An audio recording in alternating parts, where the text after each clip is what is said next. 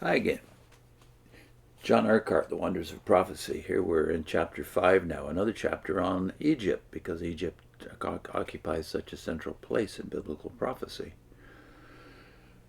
Egypt continued. I again ask attention to this land of fame and mystery, and it may be well to say in one word why I do so, in order to leave no room for the suspicion that the predictions were written after the event. We have agreed not to press for a verdict from any fulfillment which took place before the beginning of the Christian era. But if we are to succeed in banishing every suspicion, we must do something more. I can understand someone saying, not from any desire to oppose, but from a hesitancy, which is in the circumstances perfectly natural, yes, the fulfillment you speak of is indeed marvelous, but quite as marvelous things have sometimes been brought about by chance, and it is perhaps no more than we might expect that out of so many hundreds of predictions, some should come true. But the Scriptures enable us to meet this difficulty as easily as the other.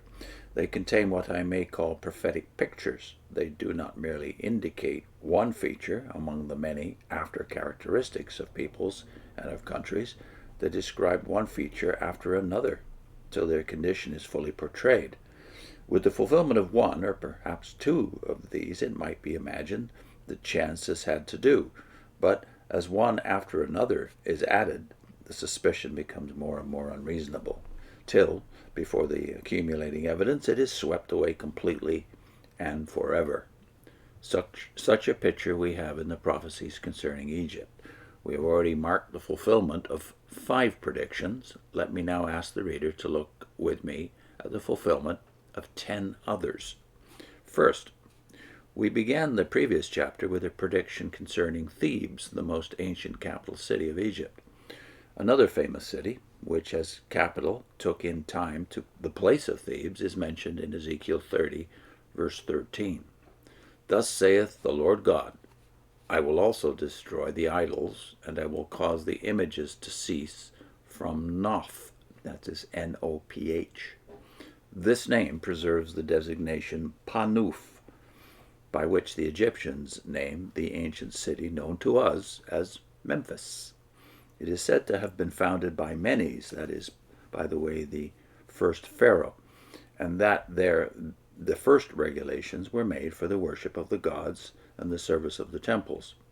It is certain that it was regarded with the deepest veneration.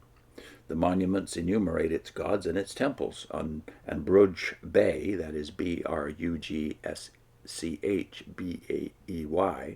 2 names, Brugsch Bey speaks of it in his book, Egypt Under the Pharaohs, as the great temple city of Egypt. It was not unfitting, therefore, that he who was to judge Egypt for its idolatry, as well as for its sin, should say of Memphis that he would destroy its idols and cause the images to cease from it. But though it may prove a fitting judgment, it was a most unlikely fate. The idols have not been destroyed elsewhere, nor have the images ceased. Both are found today in Thebes, which was in ruins when Memphis still retained its splendor. They are found elsewhere, and from what we know of the general condition of Egypt, we should say that it was highly probable they would be found here also. To those who looked upon Memphis as at the beginning of the Christian era, this fate must have seemed more improbable still. Strabo found the city large and populous, next to Alexandria in size, and speaks of its gods and temples and statues. In the beginning of the 7th century, it was the residence of the governor of Egypt, who made terms there with the Arab invaders. The city of Cairo having been founded in the neighborhood, the population drifted away from the old city, and its materials were taken to build and extend the new. The vast mass of Memphis, however, seemed to defy all attempts at destruction. Abd-ul-Latif, an Arab traveler who visited it in the 13th century, says, quote, its ruins still offer to the eyes of the spectator a collection of wonderful works which confound the intellect, and describe which the most eloquent man would labor in vain. The longer we look upon the scene, the higher rises the admiration it inspires, and every new glance that we cast upon the ruins reveals a new charm. Scarcely have they awakened a distinct idea in the soul of the spectator than a still more admirable idea suggests itself. And just as you believe you have gained complete knowledge of them, at that very moment the conviction forces itself on the mind that what you think you know is still very far from the truth. End of the quote. And now what of today?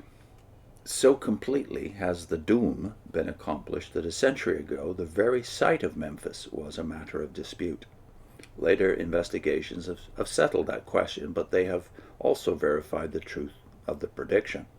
With the exception of one colossal statue, the property of the English nation, but which has never been removed, and which Wilkinson says will someday be burned by the Arabs for lime, and a small figure of red granite, both of extraordinary beauty, but broken and laid on the ground.